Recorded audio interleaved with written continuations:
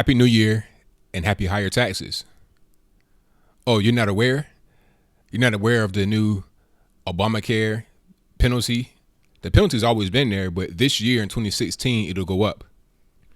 Last year, I think it was $325 or 2% of your income, whichever is higher.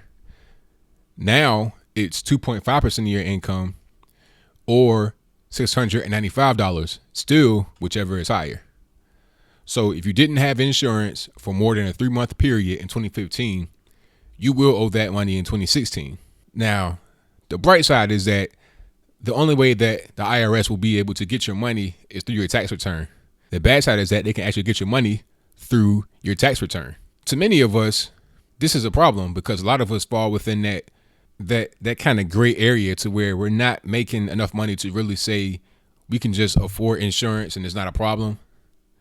And we don't make quite enough money. We make too much money to be able to live off the system, to qualify for government benefits, food stamps, Section 8, WIC, TANF, EBT, etc. The money that we make goes directly towards all of our household needs, and there isn't much left over. So when you're talking about $695 or more, just for not being able to afford something, it can actually hurt many of us. Middle America, people that live in rural places. And my thing is, people talk about Mitt Romney and how he created Romneycare and that this plan came from that. Now, I'm not sure if the penalties came from that, but if it did, maybe it was okay for Massachusetts. But the money that someone has to pay in, let's say, San Francisco is night and day from what someone pays in Kentucky. If I make 30 grand in Kentucky, it's much different than making 30 grand in San Francisco, and the ability to pay is different. 30 grand in San Francisco is nothing. I'm struggling to be able to get by. 30 grand in Kentucky is a lot of money. But what are the chances of me making that kind of money in Kentucky? I'm probably not making that kind of money. I'm probably making a lot less. See, I don't think they really thought this all the way through. It's so many holes in the whole program. It doesn't make any sense. The average person will suffer and struggle because here's another bill that's on your head. Oh, and the 2.5%, that's only enforceable on up to about $2,400 because that's the base level Obamacare plan. But see, with the base level plan, you really don't get much. It's kind of like catastrophic insurance.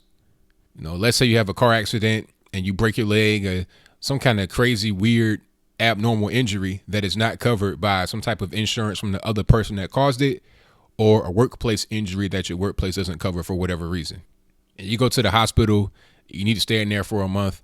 I mean, what are the chances of that happening? The average person that cannot really afford to pay that, I mean, if it's between paying that emergency insurance and paying for your food, especially if you have to pay, if the insurance is only emergency, the deductible will be so high, it doesn't make any sense to get it for your everyday needs.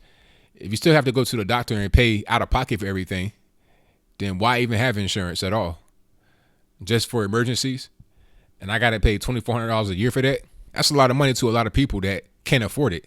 You might make 30 grand somewhere like Virginia, where I'm at, but everyone has different expenses. Some people have student loans. Now, if you got student loans, you can't avoid that because the thing about the Obamacare penalty is that they can only take it from your taxes. They cannot go into your bank account.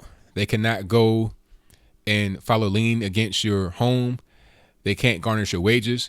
But student loans, they can do all of that and probably more. They have full reign because you sign for that. When you sign that dotted line, when you sign your life away, essentially, they can do all of that. If you're not paying what you owe, they can go into your account and take what they want. I've heard horror stories of people owing back taxes and, the state goes into their account and wipes it out. People end up homeless. I mean, it's crazy. But Obamacare, they can't do that. So it just makes sense to pay the bills that are mandatory that you have to pay in order for you to be able to keep living and keep having somewhere to live and keep eating food, rather than to pay this bill that is not necessary to pay, that you can't afford.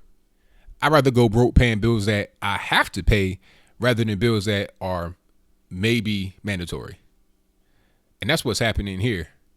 But it just makes that much of a bigger burden on us because tax return time, people depend on that money. It's people that don't have vehicles.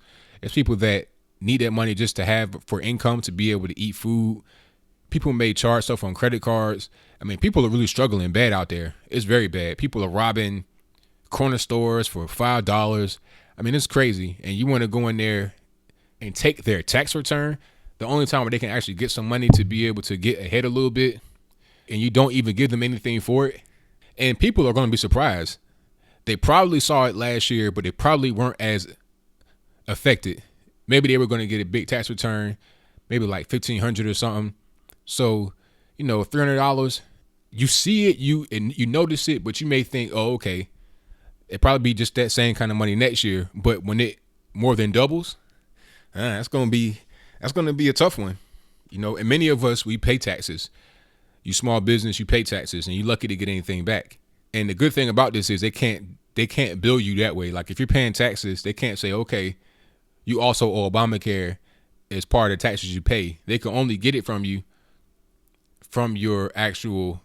If you don't sign up for a plan, they can only get the money for the penalty from your tax return. They can't say, okay, we're going to send you a tax bill, because then at that point it qualifies as a tax. And they've been saying the whole time it's not a tax, even though the IRS controls it, which is funny. If the IRS has control over your taxes, your tax return, and they can take your Obamacare money out of your tax return, then how is it not a tax? They play games, but that's Washington, D.C. politics all day. If you're filing your taxes and you're expecting a big tax return and you didn't have insurance for more than 3 months of 2015, be prepared. You will pay $695 or 2.5% of your income, whichever is higher. That's all I got. If you like this video, please rate, comment, share, subscribe. Peace.